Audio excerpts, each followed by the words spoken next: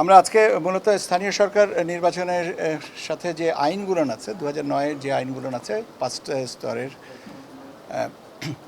City corporation, উপজেলা, union, পৌরসভা এবং জেলা পরিষদ, এই আইনগুলোর ভিতরে আমাদের কমিশনের বিবেচনায় যে সমস্ত জায়গায় কিছু কিছু মনে হয়েছে যে স্ট্রিমলাইন করার দরকার, আমরা সেইগুলো নিয়ে আলোচনা করেছি। যেমন আইন প্রয়োগকারী সংস্থা সবগুলো আইনে এটা সেভাবে নাই, কাজে আমরা মনে করি যে সবগুলো আইনে এটা ইনক্লুড করা উচিত।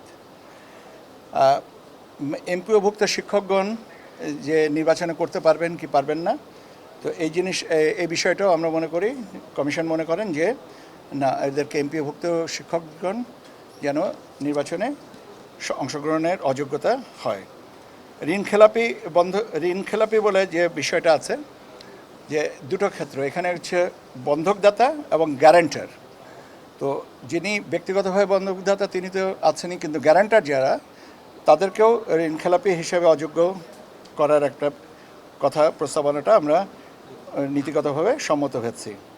এর পাশাপাশি বিল খেলাপি, যে ধরেন আপনার ইলেকট্রিসিটি বিল, ভূমিকর, ওয়াসা, এই ধরনের যে সমস্ত সেবা প্রদানকারী সংস্থায় যদি কোনো বিল খেলাপি থাকে, সেটা ব্যক্তিগত হতে পারে বা প্রাতিষ্ঠানিক হতে পারে। যে আমি একটা প্রতিষ্ঠানের কর্ণধার, কিন্তু আমার প্রতিষ্ঠানটাই বিল খেলাপি করেছে, সেক্ষেত্রে এই আপনার অযোগ্যতা হিসেবে আসবে।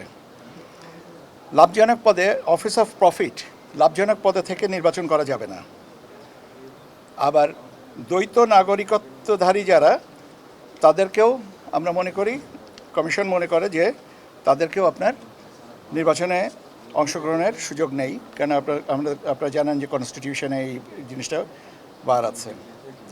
মূলত এইগুলো নিয়েই আমরা আজকে আইনগতভাবে, এবং এই আইনগতভাবে এই জিনিসটার পাশাপাশি আমরা আচরণ বিধিমালাগুলো সংশোধন এর ব্যবস্থা নেওয়া হবে।